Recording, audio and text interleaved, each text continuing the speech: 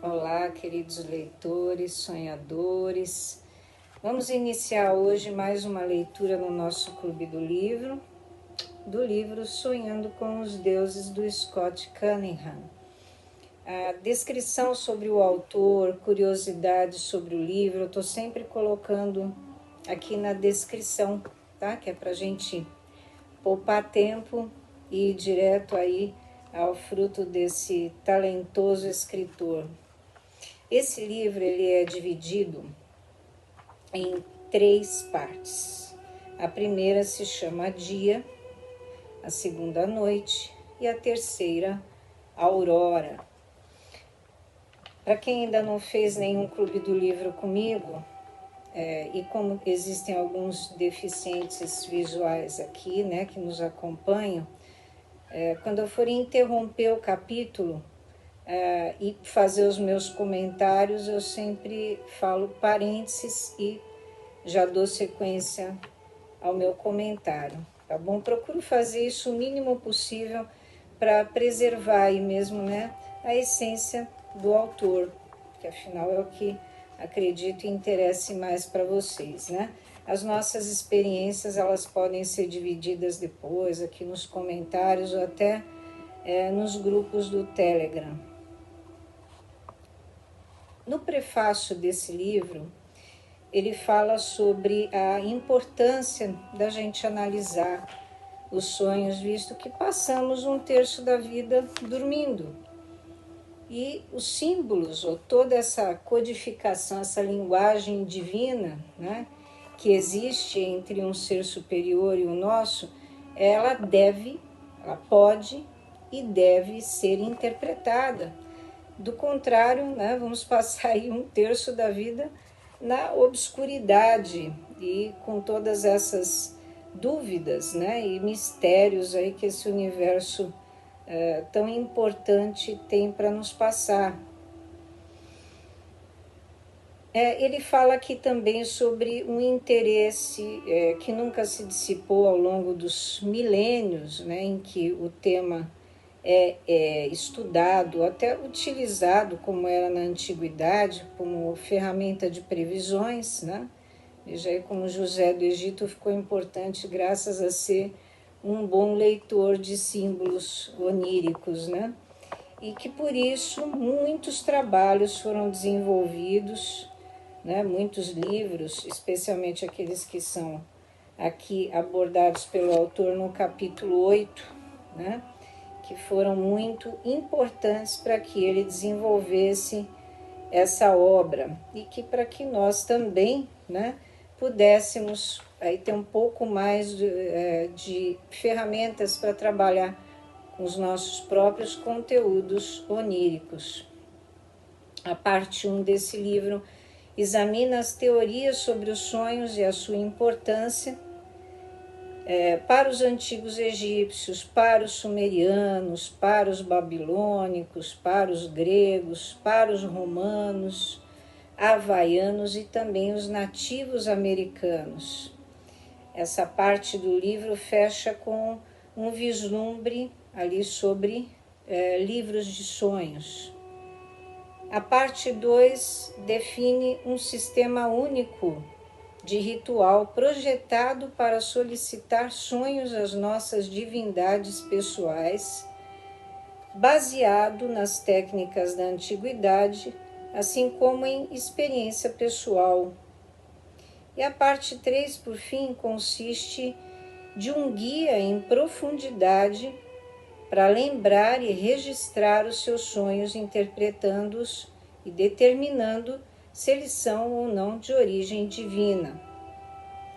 Sonhando com os deuses é então uma análise histórica, um guia prático para esse antigo processo. Ele reconhece e celebra o fato de que, durante o sono, entramos em um estado alternado de consciência, eu diria até um estado alterado de consciência, eu creio que possa ser um errinho que passou pela revisão, parênteses, né? No qual nossos deuses e deusas podem se aproximar mais facilmente de nós.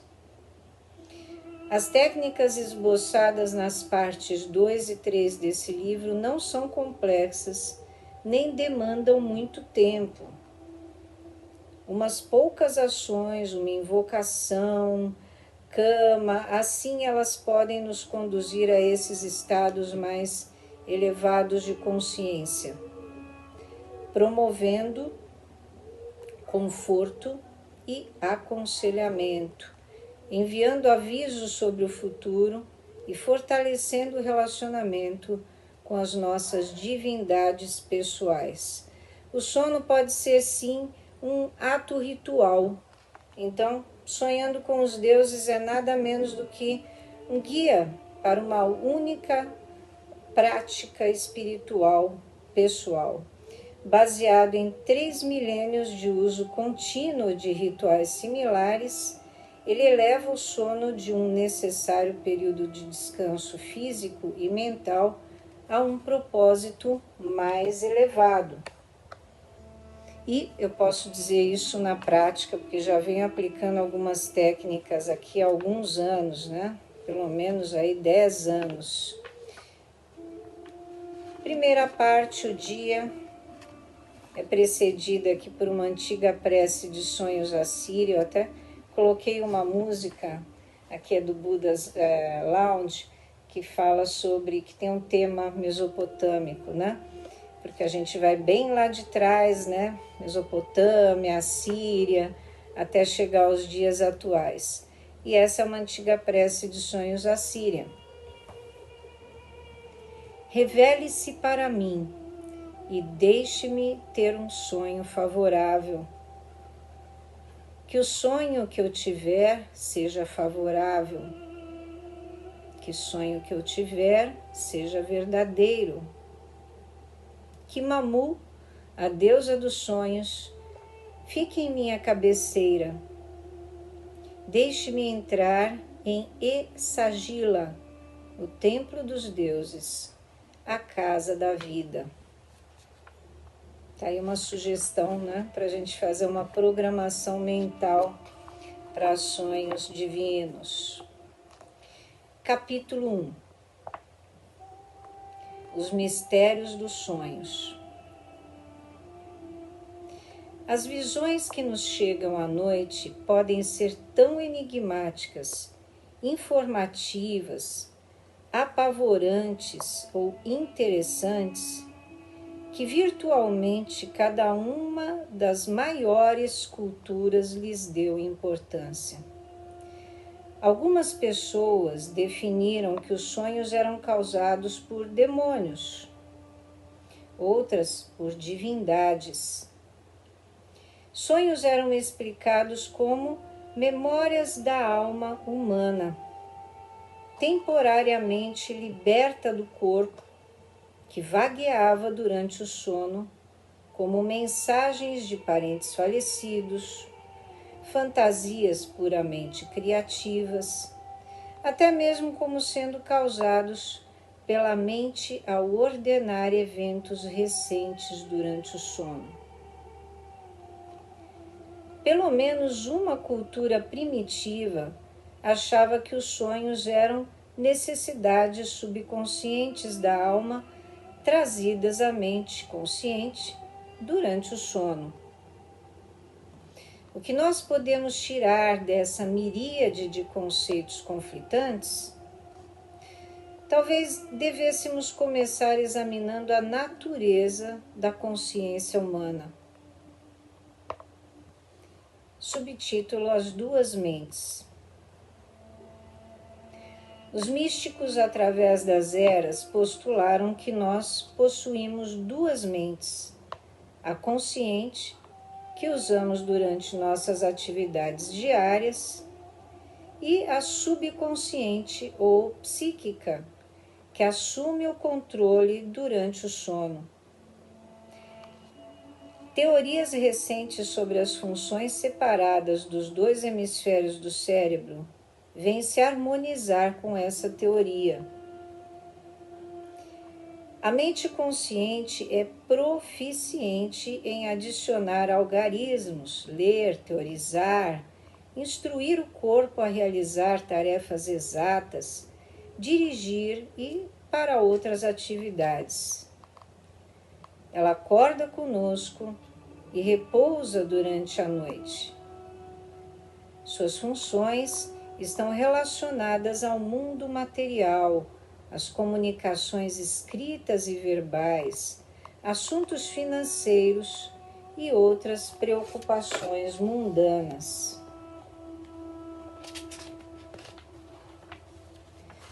Nossa sociedade dá muita importância à mente consciente. Por intermédio dela, nós criamos nossas civilizações, costumes, línguas, avanços tecnológicos, sistemas legais e todos os demais aspectos de nossas vidas. A educação nada mais é do que o treinamento de nossa mente consciente para atuar em harmonia com outras mentes conscientes. A mente subconsciente, esta é muito mais misteriosa. Ela mora dentro da realidade do sono, sonhos, espiritualidade, consciência psíquica e intuição. A mente psíquica normalmente só acorda de seu sono diário quando estamos deitados à noite. Muito embora os palpites possam ser mensagens vindas dessa realidade de consciência. Quando estamos acordados, a mente consciente bloqueia a comunicação com a mente subconsciente.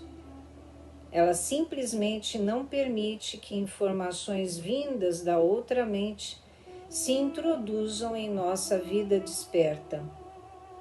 Isso é o resultado direto dos muitos ensinamentos que recebemos desde cedo em nossas vidas. Entre aspas, não fique sonhando acordado. Entre aspas, preste atenção, concentre-se. Não existe isso de consciência psíquica. Alguns indivíduos são capazes de utilizar suas mentes psíquicas durante as horas despertas.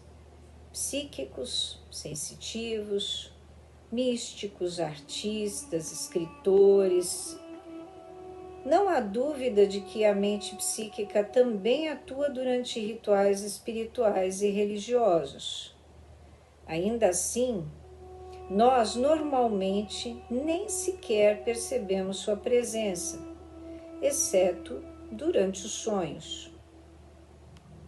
Os sonhos são frequentemente considerados irracionais ou fantásticos, precisamente porque não estão sob controle da mente consciente. O estado de sonho não está limitado pelo tempo ou pelo espaço. Ele opera dentro de uma realidade alternativa. Em nossos sonhos, os mortos podem aparecer. Podemos visitar lugares distantes e nos mover pela água como peixes ou voar como pássaros, livres de todas as leis físicas. A mente subconsciente nos leva a jornadas profundamente simbólicas. Subtítulo: Simbolismo. O simbolismo é a linguagem da mente subconsciente. Assim, mesmo sendo capazes de andar, falar e realizar muitas outras ações em sonhos, os símbolos normalmente aparecem como mensagens veladas. A origem de tais símbolos pode ser a própria mente subconsciente, impulsos psíquicos recebidos durante o sono e até mesmo a divindade ou divindades que cultuamos. Esses símbolos de sonho, como chuva, círculos, números, animais, plantas, cores e etc., normalmente trazem mensagens ou informações importantes que seriam bloqueadas durante a vigília, né, enquanto acordados. Todos os psicólogos e místicos estão conscientes desse fenômeno, embora tenham diferentes opiniões quanto à natureza dessas mensagens. A interpretação dos sonhos é, em grande parte, uma questão de examinar esses símbolos que aparecem dentro deles. Entre parênteses, ele cita, veja o capítulo 14. Nossas linguagens pessoais de sonhos diferem daquelas que usamos na comunicação e pensamento diário. Felizmente, elas possuem suas próprias estruturas e lógica. O ser interior de cada pessoa, suas emoções, espiritualidade e experiências pessoais determinam a natureza dos símbolos de seus sonhos. Nem todos os símbolos dos sonhos são significativos, mas todos os significativos são tentativas diretas de se falar com nossas mentes conscientes. Subtítulo: Tipos de sonhos. Sonhos têm sido classificados em um grande número de categorias. As seções seguintes descrevem resumidamente as principais categorias. Informação adicional pode ser encontrada no capítulo 14. Subtítulo: Sonhos naturais. Sonhos naturais são também conhecidos como realização de desejos, fantasias e sonhos de entretenimento. Eles não trazem consigo mensagens profundas ou significados ocultos ou profecias sobre o futuro. Sonhos naturais são criados por nossos desejos e esperanças. Informações vindas de filmes, televisão, livros e revistas também podem estar integradas nesses sonhos naturais. Tais sonhos podem ser interessantes, mas têm pouco peso. Subtítulo: Sonhos psíquicos.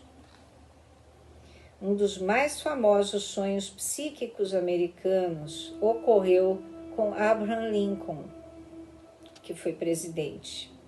Uma noite, profundamente adormecido em sua cama, sonhou com sua morte iminente. Não muito depois desse perturbador incidente, ele foi ao Teatro Ford, onde foi fatalmente ferido. Sonhos psíquicos são aqueles que apresentam informações referentes a eventos futuros. Vindas de fontes ainda inexplicadas, essas mensagens não são recebidas por nenhum dos 5 sentidos normais, e sim pela nossa mente subconsciente, psíquica. Tais sonhos são muito comuns entre pessoas de todos os níveis educacionais, raças e religiões. Eles ocorrem a pessoas de todas as idades. A teoria é bem simples. A informação psíquica é recebida pela mente subconsciente durante o sono. A mente então traduz a informação em símbolos significativos, talvez construindo uma imagem mental similar àquela revelada na mensagem: um desastre de avião, um terremoto destruindo a casa, a visita de amigos ou a chegada de uma carta muito esperada. Alternativamente, a mensagem pode ser recebida na forma de palavras ditas por um parente ou por uma pessoa desconhecida. Sonhos psíquicos são bem raros, mas a maioria de nós já experimentou pelo menos um. Subtítulo: Sonhos telepáticos.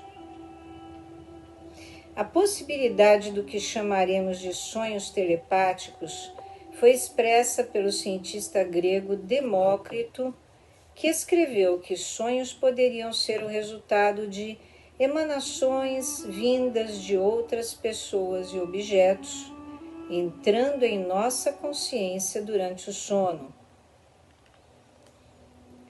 Esse ponto de vista ainda é muito considerado por não cientistas, embora seja geralmente limitado à penetração dos pensamentos de outras pessoas durante o sono. A telepatia, entre parênteses, a transferência direta de pensamento entre seres humanos, permanece uma área controvertida de estudos. Sonhos telepáticos poderiam, em parte, explicar os sonhos psíquicos. Mensagens pensamento recebidas de parentes moribundos ou amigos em perigo poderiam disparar os nossos sonhos. Há muito estudo ainda a ser feito. Como comentário, alguns estudos mostram que 60% ou 70% daqueles que afirmam ter vivenciado a telepatia dizem que o fizeram em sonhos. Subtítulo: Sonhos de projeção astral.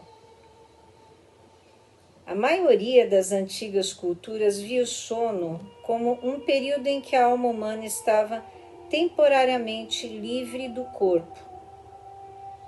No sono, a alma vagueava explorando entre este e outros mundos, encontrando-se com divindades e com outras almas humanas. Esse antigo conceito é conhecido hoje como projeção astral. Alguns sentem que certos sonhos podem ser as lembranças de projeções astrais controladas pelo inconsciente. Tais sonhos são frequentemente fictícios, pois nós vemos o que queremos ver no reino astral. E aí eu faço um parênteses aqui meu, com relação aos limites do autor no conhecimento dessa técnica. Acho que até o ponto em que ele viveu, realmente não havia muitas obras, não havia muita exploração sobre o tema projeção astral, né? Mas hoje já existem autores muito conceituados, incluso aqui, no Brasil, alguns bem próximos de nós, aqui em São Paulo, que falam com muita propriedade sobre o tema e acreditem, não tem nada de fictício aí nas experiências feitas no astral, viu? Acho que esse é um limite do Scott mesmo, que não deveria ter muita habilidade, digamos assim, em usar essa técnica, ou se recordar dela. Subtítulo: Sonhos divinos. Sonhos divinos são aqueles oferecidos pela divindade ou divindades pessoais de quem dorme. Sonhos sempre estiveram ligados à espiritualidade.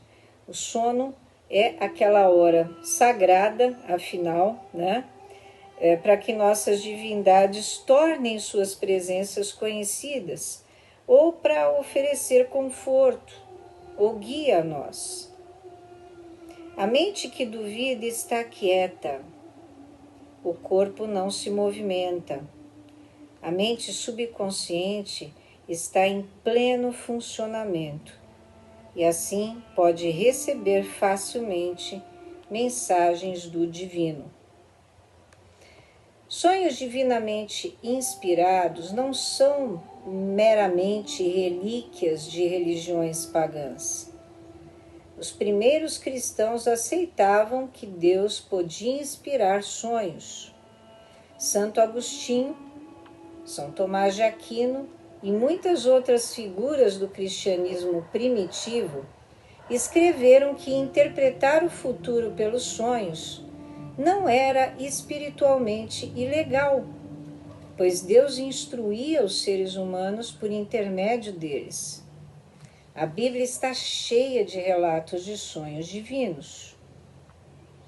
Sonhos divinos podem ocorrer em qualquer noite e sem aviso prévio. Algumas culturas também apoiavam o uso de rituais mágicos, religiosos, destinados a criar sonhos psíquicos em tempos de necessidade. E, finalmente, tais sonhos podiam ser inspirados pelo ato de dormir nos templos. Parênteses meu aqui, né? Existiam muitos templos dedicados a isso, como a gente vai ver um pouco mais adiante, né? Interessante essa ideia de você praticar sonoterapia, né? Que poderia até ser considerada aí similar à sonoterapia de hoje, esses estudos feitos, né, nos institutos de sono, para ter um contato maior, né, com a divindade. Afinal, ali é um templo que está com uma egrégora que cultua uma divindade em tempo integral, né? Deve realmente ser mais fácil da gente ter esse tipo de sonho. Subtítulo: Incubação de sonhos. Sono sagrado. Os sonhos eram tão apreciados como mensagens divinas que templos de sonho gozavam de enorme popularidade no mundo antigo. Milhares de templos devotados a essa arte eram mantidos no Egito, na Babilônia, na Grécia e em Roma.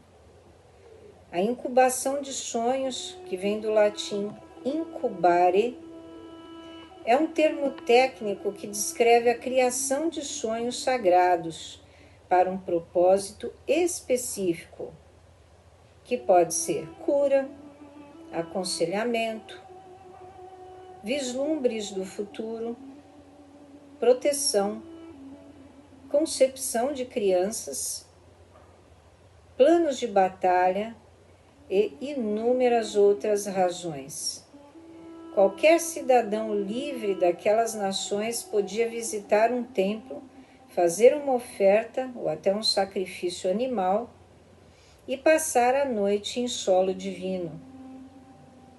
Os felizardos acordavam de manhã de posse de um sonho vindo da divindade que respondera às suas preces. As teorias subjacentes a essa prática de incubar sonhos, que fora tão difundida, são claras.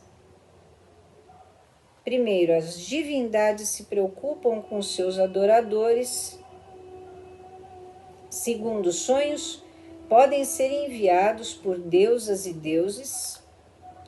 O mais próximo de um adorador, em terceiro, o mais próximo de um adorador pode estar de uma divindade, mais próximo que um adorador pode estar de uma divindade, enquanto em estado corpóreo, é dentro do templo dela ou dele.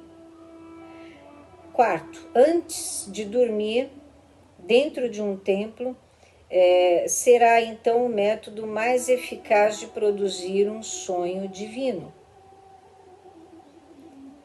Correção. Assim, dormir dentro de um templo será o método mais eficaz para produzir um sonho divino. Parênteses meu. Podemos fazer do nosso quarto um templo. Isso alguns mages, né, alguns praticantes de magia, aí dentro das suas respectivas correntes ou cabalas, né, cabalás, vão poder oferecer esse tipo de informação, tá? Só para vocês não desanimarem. As origens da incubação de sonhos, também conhecida como sono do templo e sono sagrado, são desconhecidas. Ela pode ter se desenvolvido de uma forma independente lá pela Suméria ou no Egito. E existem poucas dúvidas de que a prática do sono sagrado mais tarde se disseminou até a Babilônia e a Assíria. E então influenciou profundamente práticas similares na Grécia e no Império Romano, consequentemente. Formas similares de incubação de sonhos eram comumente usadas nas tribos norte-americanas. Vide aí o capítulo 7. Entre os havaianos, os pré-cristãos, vejam aí o capítulo 6, aborígenes australianos e pela África. A incubação de sonhos continua sendo uma prática religiosa estruturada no Japão contemporâneo. Olha só, o sono sagrado já foi uma prática mundial, né? Que pena que se perdeu, parênteses meu. Subtítulo: Teorias modernas sobre os sonhos. Em 1899, Sigmund Freud publicou The Interpretation of Dreams, a interpretação dos sonhos, no qual ele afirmava que todas as condições mentais patológicas do presente podiam ser explicadas por conflitos ou frustrações interiores. Mais tarde, ele alterou esse conceito para incluir todas as formas de desejos conflitantes e frustrados. Freud logo percebeu que um dos métodos de desbloquear lembranças enterradas era por meio da análise dos sonhos do paciente. Por anos, seus livros foram largamente ignorados e suas teorias desmentidas. Ainda assim, Freud continuou e desenvolveu a psicanálise como a conhecemos hoje, que ainda não é aceita por muitos especialistas. A pesquisa científica sobre a natureza dos sonhos era rara até o final dos anos 50 e início dos anos 60. Então, um grupo de cientistas, olha só, estudando o sono, descobriu uma possível correlação entre o movimento rápido dos olhos, conhecido pela sigla REM, R-E-M, e os sonhos durante o sono. Essa descoberta foi amplamente saudada como a primeira evidência fisiológica ligando o corpo aos sonhos. Entretanto, estudos posteriores mostraram que a correlação entre o REM e os sonhos era insignificante. Ao despertar pacientes em estado de REM e não REM, os pesquisadores descobriram que os sonhos podiam ocorrer em muitos pontos durante o sono. O REM não era necessariamente para a produção de sonhos. E os estudos continuaram. Teorias avançaram sobre a natureza dos sonhos, normalmente separadas dos fatores fisiológicos, e entre as teorias recentemente aceitas temos sonhos que representam a assimilação de ansiedades, pois eles são as tentativas noturnas de superação de problemas. Também os sonhos que mostram a integração de novas informações de livros, jornais, televisões e filmes, ou são métodos pelos quais a mente se liberta de informações inúteis. Então aqui a gente encerra o nosso primeiro capítulo. Até a próxima!